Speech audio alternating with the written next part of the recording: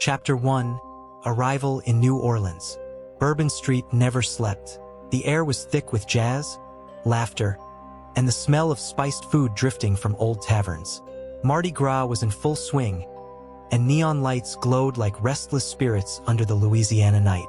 For friends, Ethan, Maya, Chris, and Samantha dragged their suitcases down the cobblestone path, half drunk on excitement. They had booked a historic rental home at the farthest end of Bourbon Street, a place Ethan had found online. "It's perfect," Ethan said, leading the way. "Old Southern charm, antique furniture, and dirt cheap." "Cheap always means haunted," Maya muttered. She was the skeptic, but her eyes kept darting nervously at the alleyways. Locals they passed gave them odd looks when Ethan mentioned the house. One old man, leaning against a lamppost, spat on the ground and whispered, "That house don't belong to the living, boy."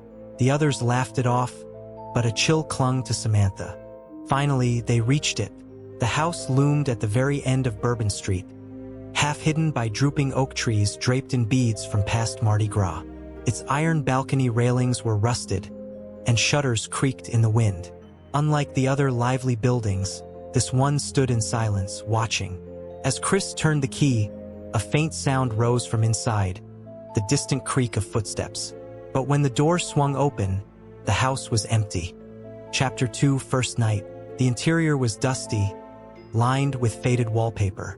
Chandeliers hung like skeletal remains, and mirrors reflected their candlelight with odd distortions.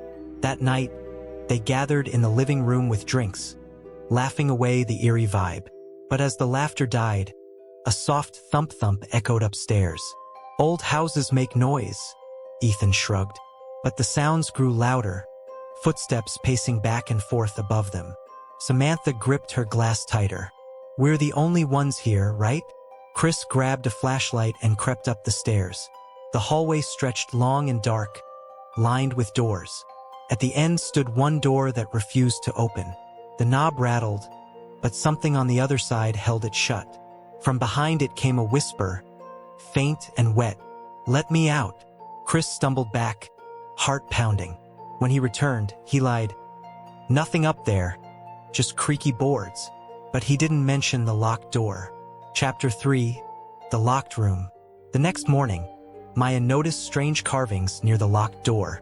Symbols, scratched deep into the wood. Spirals, crosses, and strange eyes. "What the hell is this?" she whispered. The smell of burnt herbs lingered, though no one had lit anything.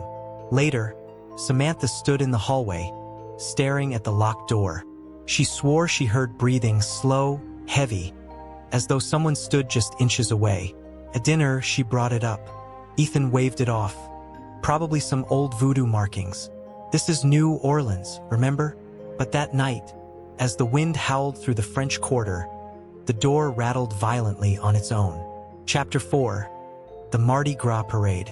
The next day, they tried to shake it off. The Mardi Gras parade filled the streets with floats, beads, and masked faces. Music thundered, and crowds pushed against them. But among the dancers and costumed revelers, Samantha froze.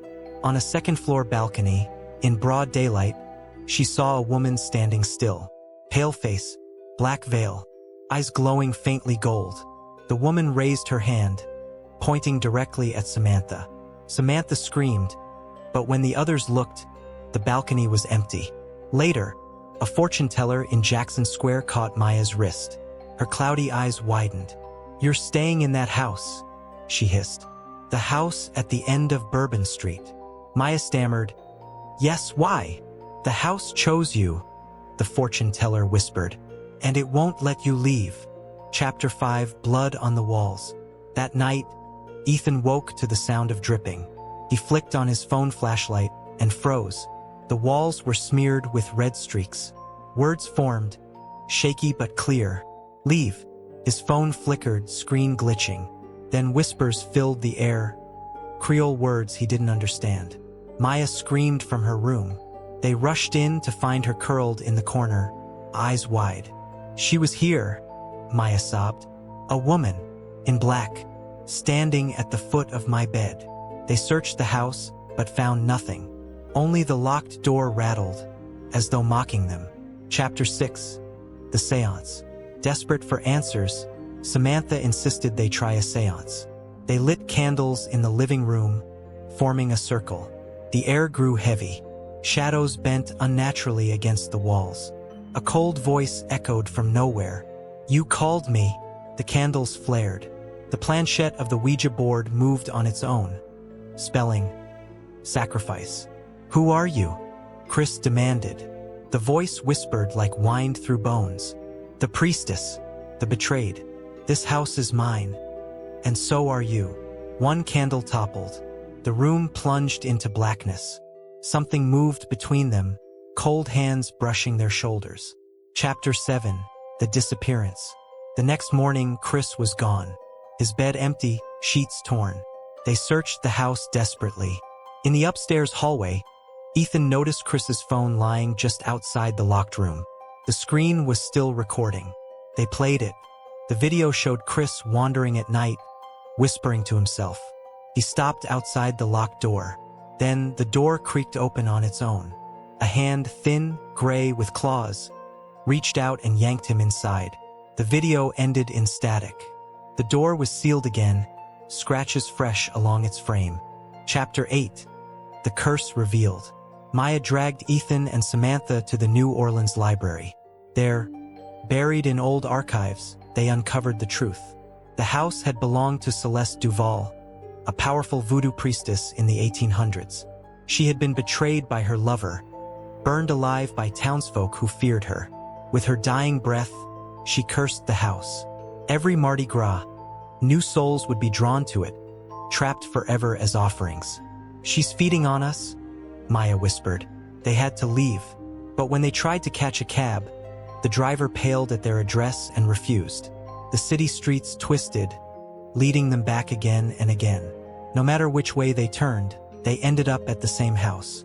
Chapter 9. The Return to the House. By nightfall, they were exhausted.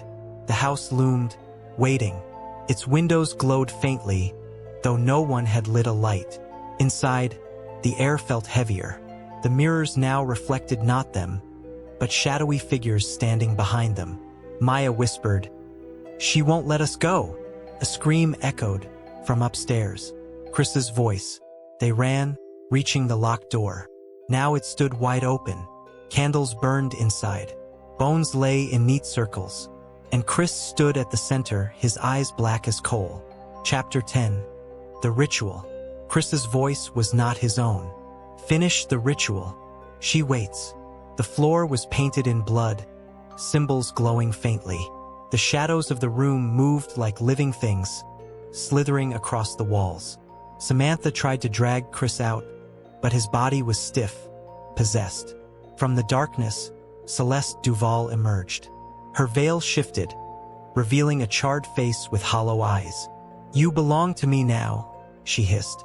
The walls pulsed like breathing flesh. Chapter 11. The Sacrifice. Celeste's voice thundered, "One must die. One must stay. The house demands." The friends panicked. Ethan shouted, "Take me instead," but Celeste only laughed. The shadows lunged. Maya was dragged screaming into the circle. The ground split, swallowing her whole. Her scream echoed long after she was gone. Chris collapsed, free at last, but unconscious. Celeste whispered, "The debt is paid for now." And then she vanished. Chapter 12. The Final Night. The three survivors fled the house at dawn, running until their lungs burned. To their shock, Bourbon Street was alive again. Music, laughter, the city unchanged. They stumbled into a diner, trembling. The waitress eyed them curiously. "You look like you've seen a ghost," she said. In the window's reflection, Samantha froze. In the glass, she saw them all. But behind them, Celeste stood smiling. And in the reflection, they were still inside the house. The house at the end of Bourbon Street had never let them go.